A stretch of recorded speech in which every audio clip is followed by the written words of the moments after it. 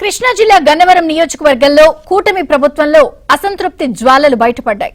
MLA Yarlagadda Venkatrao సొంత ప్రభుత్వంపై విమర్శలు చేశారు.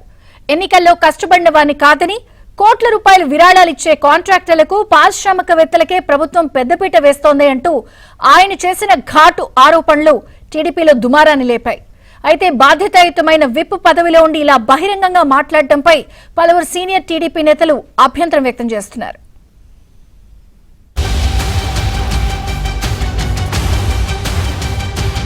గన్నవరం టీడీపీ ఎమ్మెల్యే ఏపీ ప్రభుత్వ విప్ యార్లగడ్డ వెంకట్రావు సొంత పార్టీ నాయకులపై చేసిన వ్యాఖ్యలు కలకలం రేపుతున్నాయి.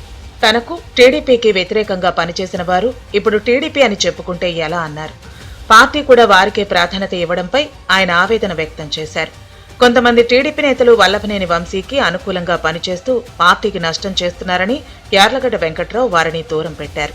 అయితే అలాంటి నేతల వర్గానికే కొన్ని కాంట్రాక్టులు దక్కడంతో స్థానిక ఎమ్మెల్యేగా ఉన్న యార్లగడ్డ అసహనం వ్యక్తం చేశారు. కృష్ణా జిల్లా బుద్ధవరంలో జరిగిన ఒక సభలో గన్నవరం అంతర్జాతీయ విమానాశ్రయం కొత్త టెర్మినల్ పనులు కేటాయింపులో తీవ్ర అవినీతి, పక్షపాతం జరుగుతోందని ఆయన ఆరోపించారు. గత ఎన్నికల్లో తన విజయానికి అడ్డుపడి ప్రత్యర్థి వల్లభనేని వంశీ కోసం పనిచేసిన వారికే 206 కోట్ల రూపాయల కాంట్రాక్ట్ను కేఎంబీ సంస్థకు కట్టబెట్టడంపై యార్లగడ్డ ఆగ్రహం వ్యక్తం చేశారు. మన ప్రత్యర్థికి పనిచేసిన వాళ్ళ కాంట్రాక్టులు నేను తీవ్రంగా పరిగణిస్తున్నా. ఇది క్షమార్హం కాదు. అంటే నేను యుద్ధం చేస్తే నా రెక్కల కష్టం ఖర్చు పెడితే మీరు ఇలా అవమానాలు పాలు చేస్తే నేను ఎట్టి పరిస్థితుల్లో ఉపేక్షించను. ఇప్పుడు ఇచ్చిన కాంట్రాక్ట్ కేవలం 20% పని మిగిలిపోయి ఉంటే 206 కోట్ల రూపాయలు కేటాయించారంట. అంటే ఆ నార్త్ ఇండియన్ కాంట్రాక్టర్ అయిపోయాడు, వాడు దెబ్బతినిపోయి పాపర్ అయిపోయాడు. వాడి కాంట్రాక్ట్ తీసేసి ఆడు 300 కోట్లతో 80% టెర్మినల్ బిల్డింగ్ పనులు చేస్తే 20%కి ఎంత డబ్బులు అవుద్దో అందరికీ తెలుసు. కేవలం 130 కోట్ల రూపాయలు మాత్రమే టెండర్ ఉంటే 130 కోట్లకి టెండర్ ఎవరు వేయలేదనే కారణంతో మళ్ళీ పిలిచి 206 కోట్లు కట్టబెట్టింది. నా ప్రత్యర్థి మీద నేను యుద్ధం చేసినందుకు మీరు నాకు ఇచ్చే గిఫ్ట్ అని అడుగుతున్నాను. నేను అది చేసింది ఎవరైనా, ఏ పార్టీలో వాళ్ళే చేయగలరు ఎవరైనా.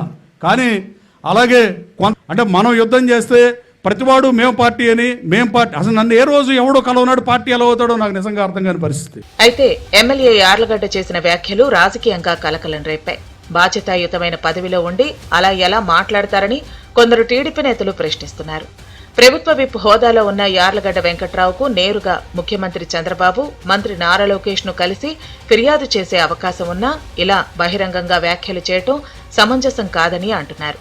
గన్నవరం ఎయిర్పోర్ట్ టెర్మినల్ పనులు పూర్తిగా కేంద్ర విమానయాన శాఖ ఏఏఐ పరిధిలోకి వస్తాయని, కేంద్ర ప్రభుత్వ ఆధీనంలోని ప్రాజెక్టు టెండర్ల కేటాయింపును రాష్ట్ర కూటమి ప్రభుత్వానికి ఆపాదించడం సరికాదని సీనియర్ నేతలు స్పష్టం చేస్తున్నారు.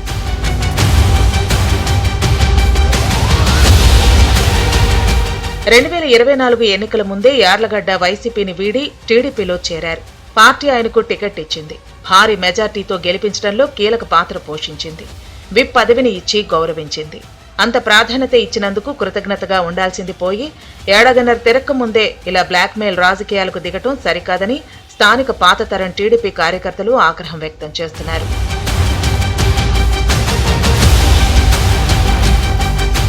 మరోవైపు గన్నవరం టీడీపీలో మొదటి నుంచి ఉన్న పాత కేడర్, యార్లగడ్డతో పాటు వైసీపీ నుంచి వచ్చిన కేడర్ మధ్య కొంతకాలంగా విభేదాలు నడుస్తున్నట్లు సమాచారం.